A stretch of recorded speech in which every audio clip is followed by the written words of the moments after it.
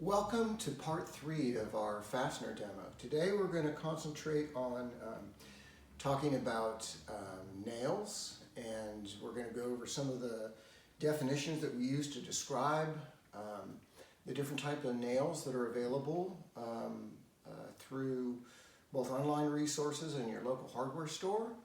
We're going to talk about the history of nails, different types of nails that include common nails, finish nails, and specialty nails. And we're going to go into a little detail about different nailing techniques to improve our outcomes. And we're also going to look at the tools that are used for setting nails. So we're going to look at hammers and come to understand how to describe the anatomy of a hammer. We're going to go into the basic functions of the different types of hammers, including framing hammers and general carpentry hammers, trim hammers, and tack and upholstery hammers. We're also going to look at some wire brad setting tools and different types of nail pullers.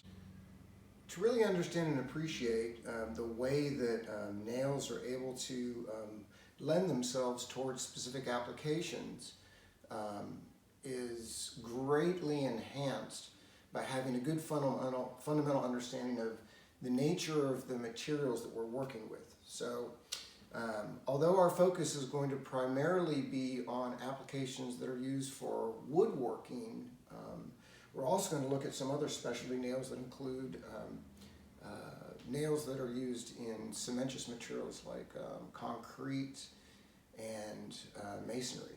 So having said that, I think that one of the ways that we can understand the way that those nails are intended to work is by looking at a general rule of thumb that is given when it comes to affixing pieces of wood together. And that rule says that anytime we're working with a piece of material and joining two pieces of material together, then the length of our nail should always be 3 times longer than the thickness of the cross-section of the material you're holding down, but not so long that it would exceed the combined dimension of those two pieces of material. So here you can see this number 10 common nail, which is used for framing things like 2x4 stud walls. We have that perfect proportional relationship where we can see that there's approximately 1/3, 2/3, 3/3 of length to securely hold that 2x4 in place.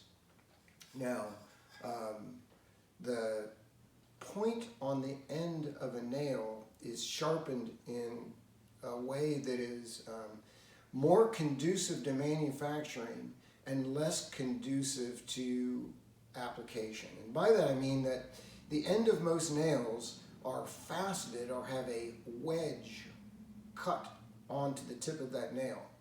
And the problem with this is that it has a wedging effect that has a tendency to split that material if we're working too far towards the end of that material. So there's a couple of things that we can do to address that. One is that we can blunt the end of the nail by simply inverting the nail and tapping that with our hammer to slightly blunt the end of that nail. And that reduces the inclination to split the material. But as we get closer to the edge of the material and that tendency to split the material increases, we typically benefit from drilling pilot holes that are a slightly smaller diameter than the nail that we're working with. So another trick or tip that you can use for driving nails is to lubricate the end of the nail with a little bit of beeswax. And once upon a time, back in the old days when people used a lot of nails for finish and trim work that were driven by a hammer, one would have a hole drilled in the bottom of their hammer handle, and that would be packed with beeswax. and then you could simply nose the nail into the beeswax, which would lubricate the end of the nail and makes it drive more smoothly and more effectively. So I said before that it's important to understand the structure of wood to better understand how we can effectively work with that. And I think one way to understand that is to understand that wood is a fibrous material that are strands that are held together with a binding agent called lignum, much like the fibers of this brush. So if a nail is inserted into the end of the fibers, it doesn't have a lot of resistance to pulling out of that material because of the orientation of those fibers. But when a nail goes in perpendicular to the length of those fibers close back around it after the nail is driven in, and that gives it a tremendous amount of resistance to what we call shear load. It doesn't do a lot to minimize the ease with which a nail can pull out from that material, but there are other things that are done to nails to improve that resistance to pulling out. So, and we'll go into more detail about that when we look at some of these different types of specialty nails.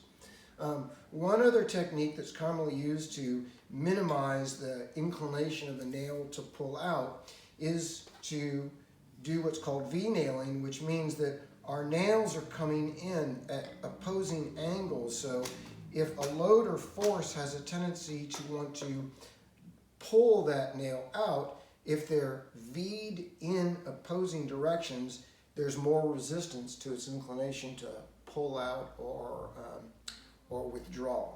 And then when it comes to building stud walls, they'll actually use a technique that is called toe nailing, where those nails will cross each other from opposing sides, which can decreases the likelihood of it wanting to be able to pull out or withdraw.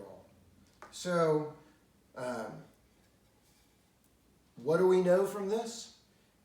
Anytime we insert a fastener, in particular a nail, into the end grain of a piece of material, it has both a tendency to split and is prone to withdrawal. When a nail, especially larger diameter nails, are close to the edge of the grain, even if we're going through that grain, through the side of the material like this, the closer you get to the edge and the larger the diameter, the more inclined that is to split out. So let's take a detailed look at some of the different types of nails that we have laid out on the table here today.